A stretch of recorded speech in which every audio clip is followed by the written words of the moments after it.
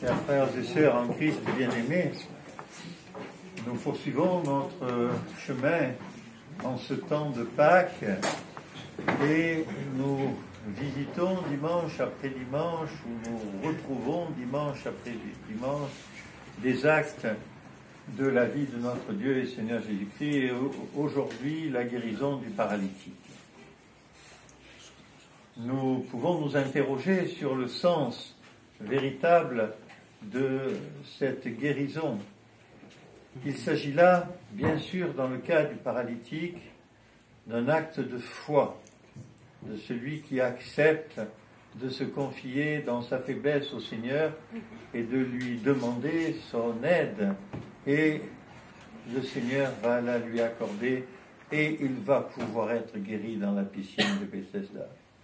Mais nous savons bien que cette guérison, comme nous le disons au moment de l'office des saintes huiles et puis tout au long de l'année, quand nous faisons une onction de l'huile sainte pour des gens qui vivent des situations difficiles ou la maladie, nous disons pour la guérison de ton corps et de ton âme. La guérison de notre Dieu et Sauveur Jésus-Christ ce jour-là, celle qu'il accorde aux paralytiques, est la guérison du corps, bien sûr, mais la guérison de l'âme. La guérison de l'âme qui est, même si nous avons parfois, dépendamment de notre âge d'ailleurs, même si nous avons parfois le sentiment que c'est pas elle qui est la plus indispensable, c'est la guérison qui va nous ouvrir les portes du royaume. C'est la guérison qui nous permet de regarder le Seigneur au jour du juste jugement et de lui permettre de poser un regard sur nous, plus exactement, pour nous accueillir avec tendresse et miséricorde. Miséricorde pour nos fautes. C'est celle qui nous lave de nos péchés. C'est extraordinaire, mais nous assistons, en écoutant cet évangile, à un autre temps qui est plus problématique. Voilà que cette guérison a eu lieu un jour de Shabbat. On pourrait dire aujourd'hui un dimanche pour nous. Et le dimanche, nous ne devons rien faire d'autre que d'être tournés vers notre Dieu et Sauveur, vers le Seigneur, vers Dieu, et de le prier et de servir. Qu'est-ce que c'est qui est le plus important, frères et sœurs? Est-ce qu'il est le plus important de témoigner de sa foi ou de respecter une prescription? Très clairement, le Seigneur, c'est ce qu'il est venu nous apprendre.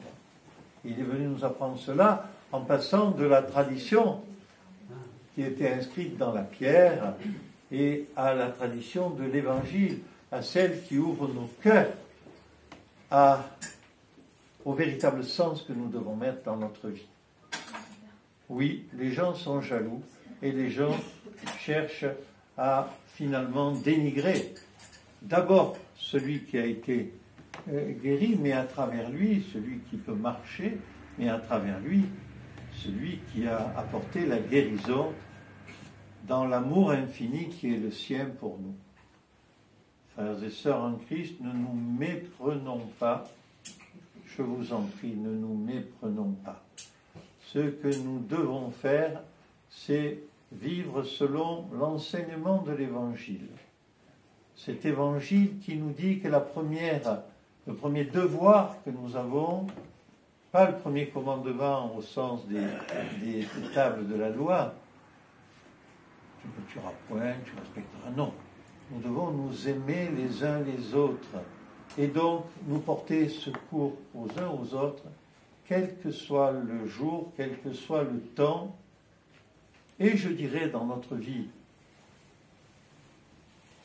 qui est tellement prenante et tellement rapide et qui nous fait courir de partout et en tout temps, nous devons prendre le temps de nous occuper de nos frères, de les regarder avec bienveillance, de prier pour eux, car c'est la prière que nous adressons au Seigneur pour les autres qui est particulièrement entendue par le Seigneur.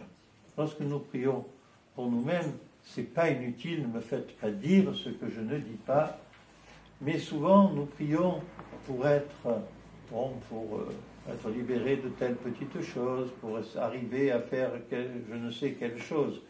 Mais quand nous prions pour les autres, comme nous le faisons ce matin en Église, eh bien, nous l'entendons d'ailleurs à travers les chants, la résonance et la force que cette prière peut avoir tournée vers le Seigneur. Frères et sœurs en Christ, ce que nous dit l'Évangile de ce jour, c'est que oui, le Seigneur fait de grands miracles.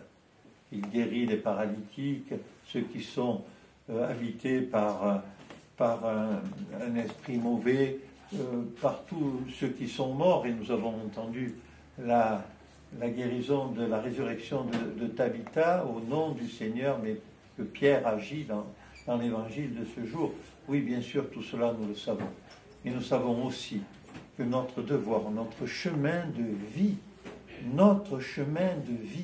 le chemin qui donne un sens à notre vie, c'est celui où nous sommes tournés vers les autres et où nous prions pour eux. Parfois en faisant la charité, mais parfois simplement en apportant un regard tendre vers ceux qui sont dans la souffrance, simplement des fois, en disant à quelqu'un qui est dans la souffrance, je vais prier pour toi, et en le faisant.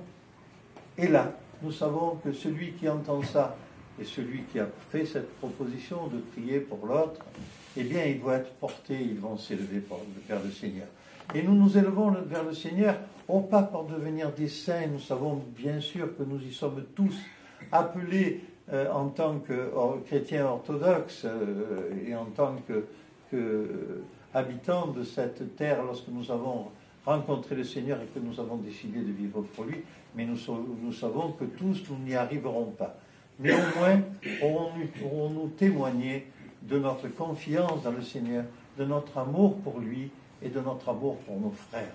Et cela, nous le ferons pas pour être forcément les meilleurs, parce que nous savons que nous sommes habités aussi par des passions, des faiblesses humaines qui nous font redescendre souvent 3 ou 4 marches de l'échelle qui nous conduit vers le Seigneur, alors que nous en avions péniblement gravi une demi-marche ou une marche entière pour ne pas passer le pied entre les barreaux. Mais nous le faisons pour l'amour que nous avons du Seigneur et pour la gloire du Père, du Fils et du Saint-Esprit. Amen.